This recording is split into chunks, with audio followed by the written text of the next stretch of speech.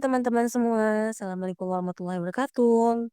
Selamat datang di podcast kita, yang mana kali ini kita bakalan ngobrol-ngobrol santai bareng Kak Kavi, selaku koordinator sosial and kreatif dari Himakom. Oke, nggak usah basa-basi. Oke, halo Kak Kavi. Halo. Oke nih Kak, kayaknya nggak usah basa-basi lagi kali ya Kak. Di sini kita bakalan langsung ngobrol bareng Kakak di podcast ini. Aku di sini izin memperkenalkan dulu, nama aku Najwa Salsabila Bilqis. Dan di sini aku nggak sendirian dan tentunya bareng teman-teman aku, yaitu ada Nida serta Mentari. Halo Nida. Halo. Halo Mentari.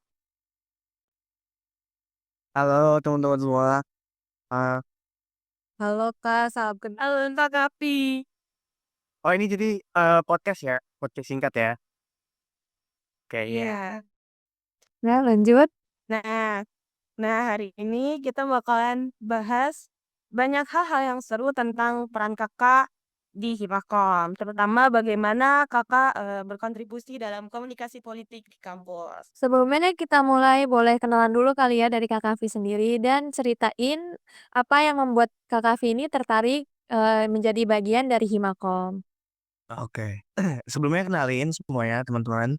Nama aku Kahfi dan di sini aku menjabat sebagai koordinator Komisi C Himakom WI periode 2023-2024 nih.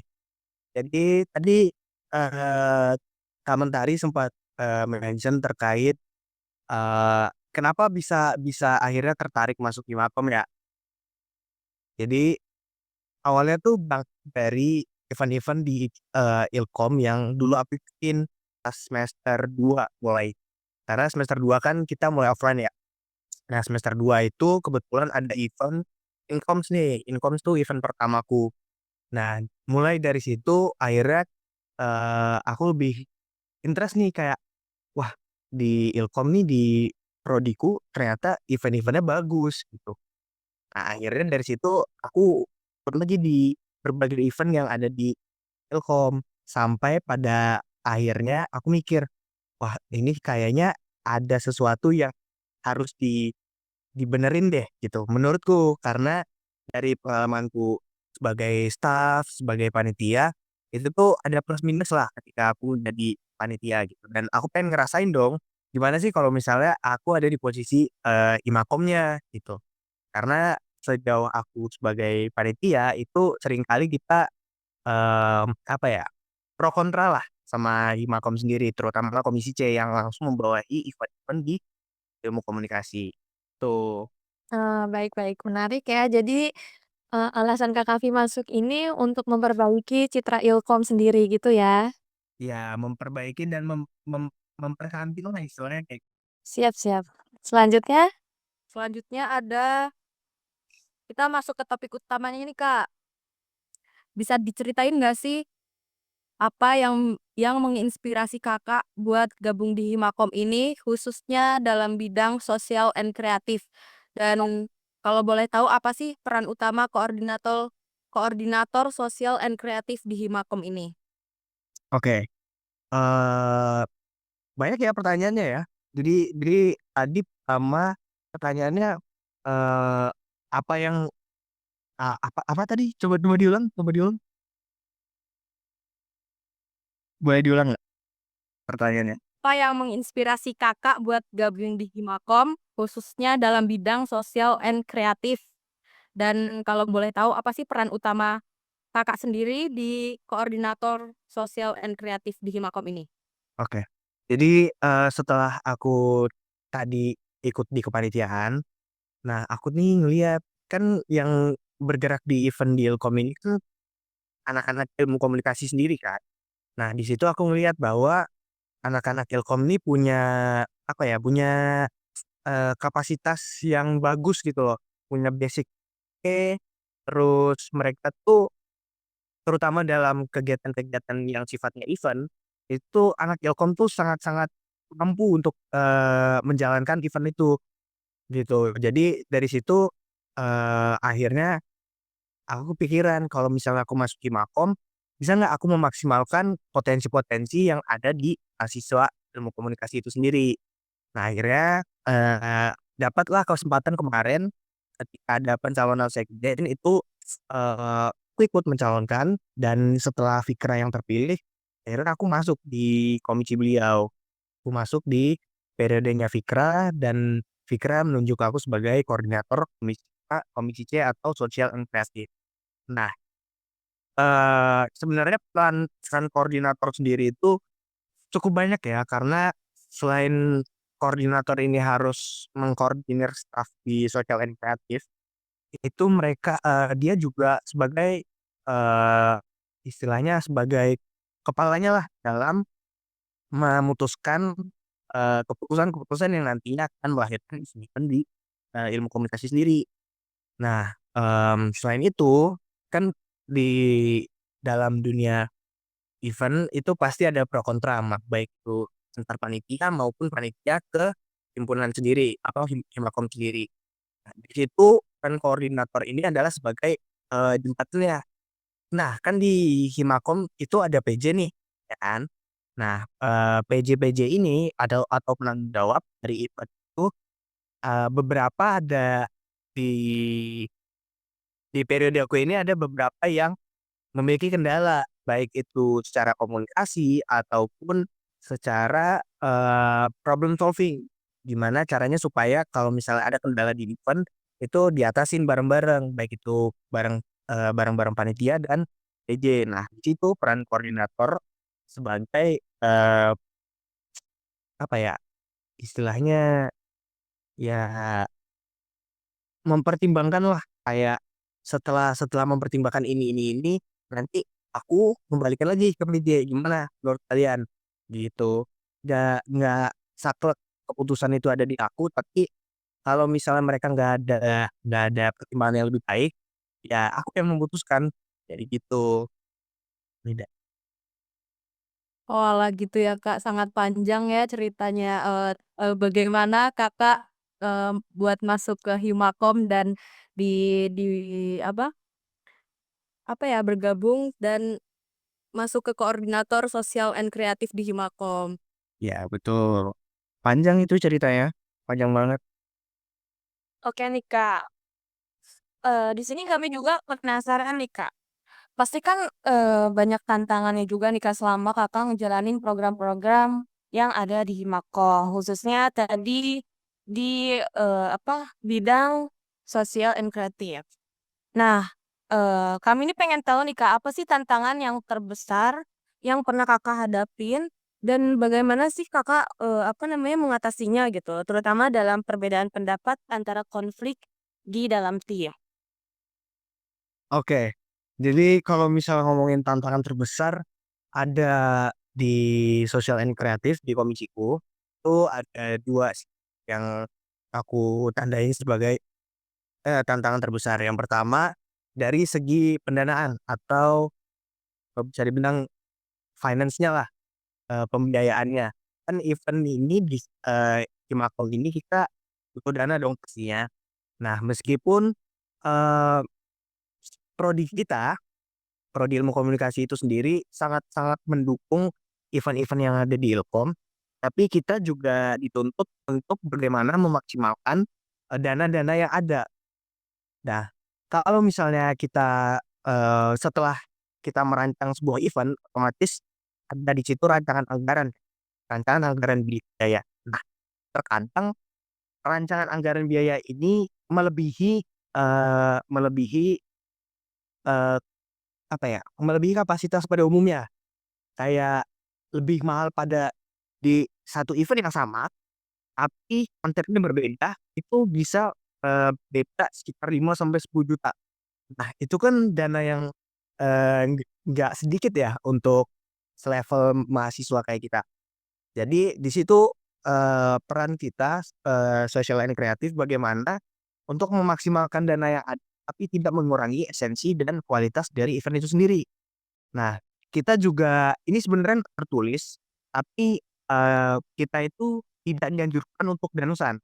Nah, akhirnya setelah setelah, menimbang dan merumuskan berbagai hal, akhirnya panitia dan komisi C, Social and kreatif ini, kita akhirnya menemukan solusi gimana caranya supaya pendanaan kita ini tetap tutup, eee, tetap menutupi, biaya, tapi nggak melebihi. Nah, itu lewat, open tenant, terus kita, eee, kemarin itu Comfest itu kita juga untuk anak, di luar Ilkom, itu kita tarifin, kayak masuk KTM kayak gitu.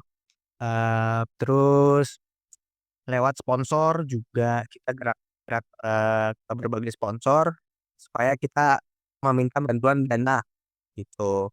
Nah, meskipun kita nggak melakukan tatos, tapi alhamdulillahnya selama 2 event di, periode Fikra saat ini itu kita sama sekali tidak melakukan danus dan alhamdulillah dananya tertutup gitu.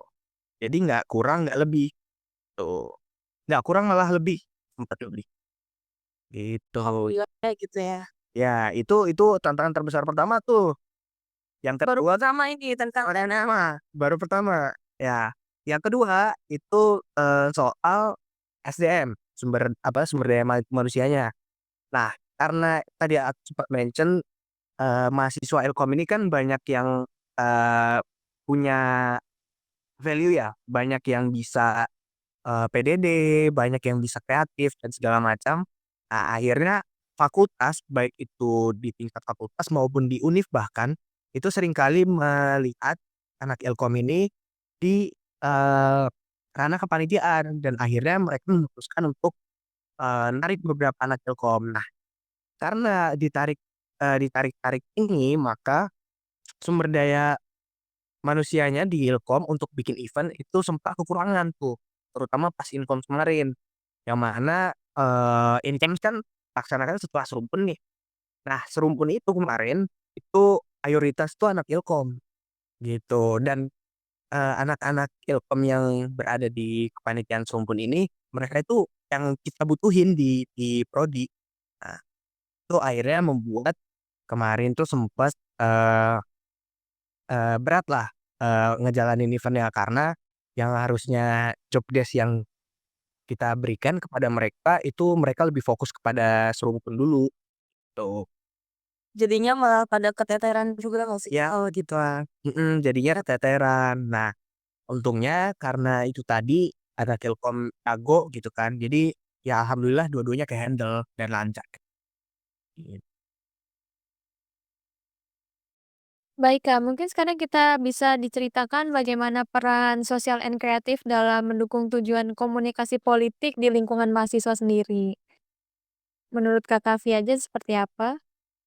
Oke, komunikasi politik ya, bagaimana sosial and kreatif berperan dalam komunikasi politik di Ngetok Mhm. ya? Kalau aku melihat, social and kreatif ini kan, sesuai namanya aja sosial dan kreatif, itu di dalam ranah kepanitiaan tentu, komunikasi politik itu berperan ya, berperan berperan secara tidak langsung dan tidak sadar gitu. Bagaimana kita melakukan negosiasi, baik itu terkait ide, baik itu terkait problem, itu kita, secara nggak sadar sebenarnya melakukan komunikasi politik gitu. Jadi, eee ya itu tadi, negosiasi contohnya, terus problem solving, bagaimana kita handle, problem-problem terkait di luar ranah ranah Ilkom, semisal ada kebutuhan soal venue di luar, bagaimana kita berkomunikasi dan melakukan negosiasi supaya sama-sama menguntungkan. Itu menurutku bagian dari komunikasi politik. Yang terakhir nih Kak, pertanyaannya.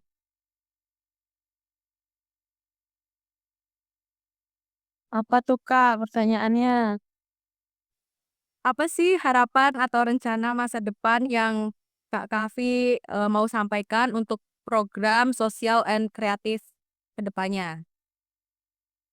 Oke, mungkin harapanku yang paling penting, ilmu komunikasi ini harus semakin solid dan apa ya, kalau kalau aku ngelihat, ke depan itu bakal tantangannya bakal lebih berat, bakal kita kan bentar lagi bakal ada ini ya pemecahan fakultas.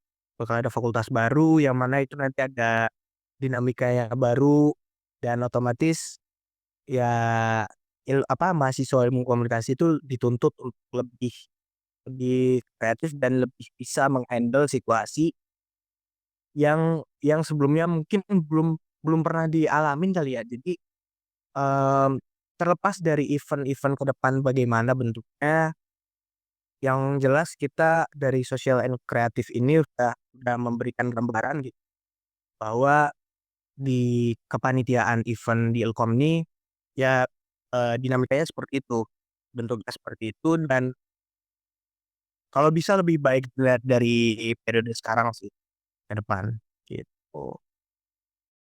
Oke, baik Kak. Terima kasih banyak ya Kak atas waktu dan cerita inspiratifnya ini. Semoga sukses selalu, sehat, dan lancar selalu. Oke, thank you ya Najwa, Mentari sama tadi. Thank you ya. Sama-sama. Baik, itulah tadi perbincangan seru kita bersama Kak Kahfi. Semoga cerita dan strateginya bisa menginspirasi kalian semua untuk berkontribusi positif di kampus. Terima kasih telah mendengarkan podcast kami. Wassalamualaikum warahmatullahi wabarakatuh.